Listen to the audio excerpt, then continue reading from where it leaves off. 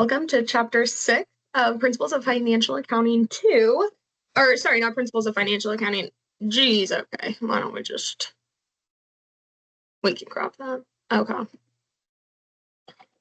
Good morning, everyone, and welcome to Principles of Accounting 2, Managerial Accounting, where we're going to start talking about Chapter 6, which is Cost Volume Profit Analysis, or CVP. So really, if you think about what we've done up until this point, we've been like, okay, what is managerial accounting? What type of reports are these internal users looking at? How am I tracking my costs? And to answer that question, I have to really understand, different types of costs, how to categorize them, what I'm looking at here. So we've spent the first half of the class really just trying to understand, okay, what's kind of going on.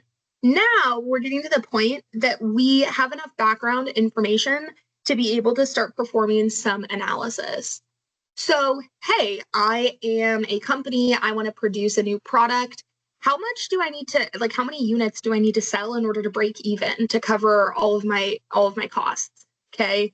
Hey, what if I don't want to just break even and I want to generate a certain amount of profit? How many units do I need to sell? What does my sales price need to be?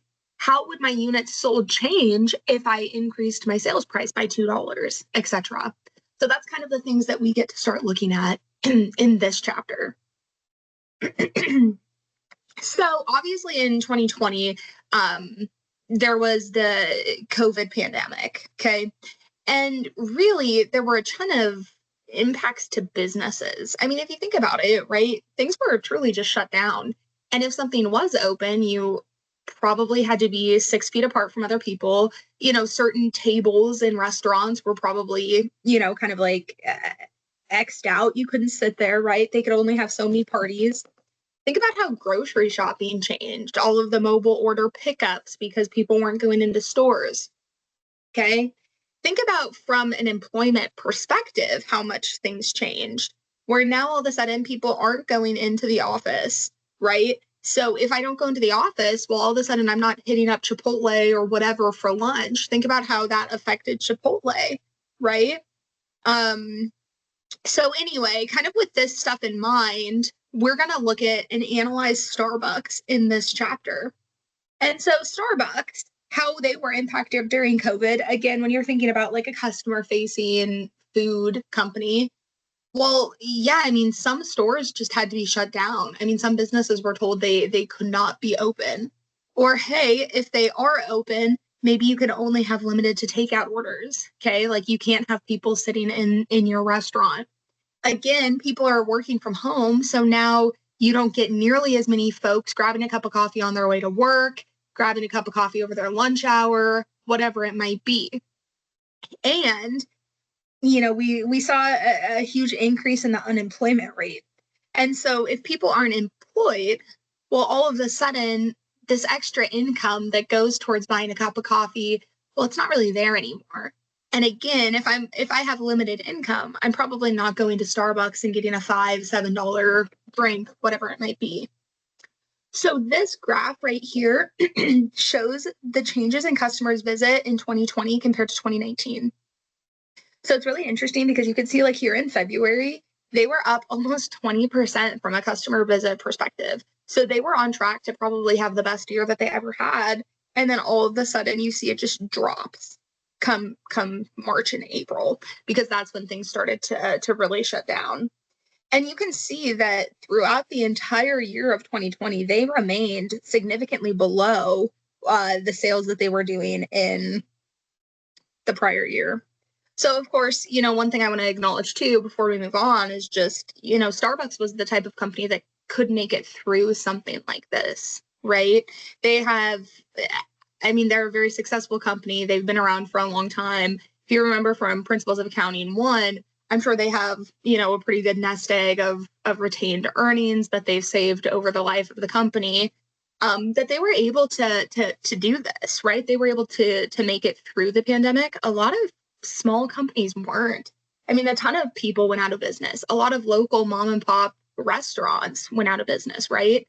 Probably because they didn't have the technology to, hey, how the heck do I get my restaurant on DoorDash or Uber, right? How do I set up the technology to let that happen? I'm having to close all of these tables. People aren't coming in.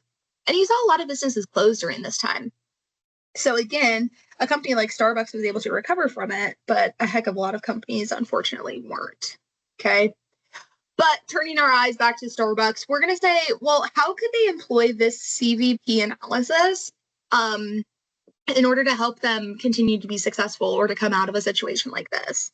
So CVP is what's called a decision-making tool that focuses on relationships among the volume and mix of units sold, the prices, the fixed costs, and my profit. Okay. So again, cost, how much it's costing me, my sales price, how many volume is like how many units, and P, what is the profit that I'm bringing home? So what we can do is we can hold other things constant and change one variable. For example, what if I am Starbucks and I sourced cheaper beans? So the cost of producing this product went down. How does that change other variables and impact my profitability? So what we're going to work through using Starbucks is saying, hey, if I'm given a certain amount of costs, say my fixed costs are $40,000, how many customers do I need to serve each month to break even? Which breaking even means you generate zero profit, okay? Or my boss doesn't just expect me to break even, they expect me to earn $32,000 a month in a profit. So how much total sales revenue is needed to meet that? Because yeah, sure, I understand the profit, but how do I get there? How many units do I need to sell, knowing my costs, in order to generate that profit? If I have lower customer demand, if I want to invest in new technology, if I want to expand product offerings, all of these different questions are what we're going to answer throughout the chapter.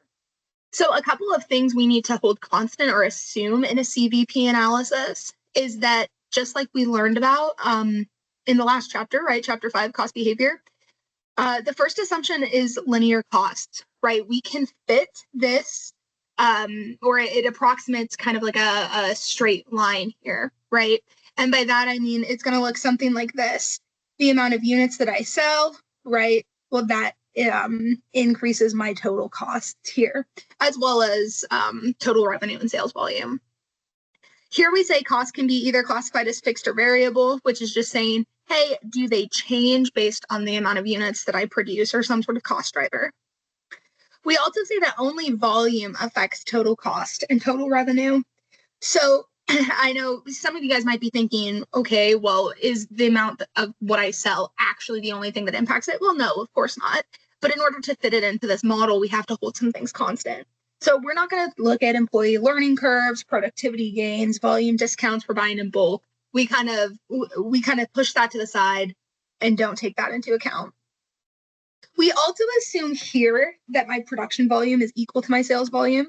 We talked a little bit about this, at the end of the last chapter, between absorption-based costing, which is traditional costing, and then variable costing. Because we were saying, hey, sometimes if I produce more units than I sell, or I produce less units than I sell, then it's not, we got a little bit of differences here. And we don't consider that in this model. We say, hey, my production volume is equal to my sales volume. And then also, we say that we have a constant product mix. So a company like Starbucks who sells, cups, shirts, lattes, whatever, we assume that the relative proportion of units sold or sales revenue generated by each product or service remains constant. So we're going to say over this month, we're going to sell 50% of our items as lattes and 50% as cups. Okay. So just like we said, this needs to be able to approximate a straight line, which is what we talked about last chapter. Oh my gosh, excuse me, I have a frog in my throat. So if you look at the CVP graph here, you can see that there are a couple of different pieces that we're going to look at. So the first thing that I want to point your attention to is this blue line right here, which is going to be my revenue. Okay, so that's how much money I am going to be earning top line. I haven't taken into account my costs yet. Now this orange line down here, this is my total cost. So I have my total revenue, which is how much revenue I'm generating based on my units that I'm sold or selling. How much cost am I incurring to generate that level of revenue? And then there are some points on the graph that we can look at and visually understand. The first piece is going to be where this cost line and my revenue line intersect. That's going to be where it breaks even, right? That's where I generate a zero profit. Think about what I just said. My total cost equals my total revenue. I've earned no profit. I'm simply breaking even. So on this graph, it looks like I break even at about 10,000 units. So if I sell 10,000 units, I'm not taking a loss, but I'm not generating any additional profit. Now, if you keep on going over here we have, and we're going to talk a little bit more about this, is I want to generate $32,000 in profit. So if I don't break even, right? If I don't break even, I'm in this loss zone, right? I'm losing money. But as soon as I start kind of getting past over here, I get past and I'm starting to earn more revenue than it's costing me to produce a product.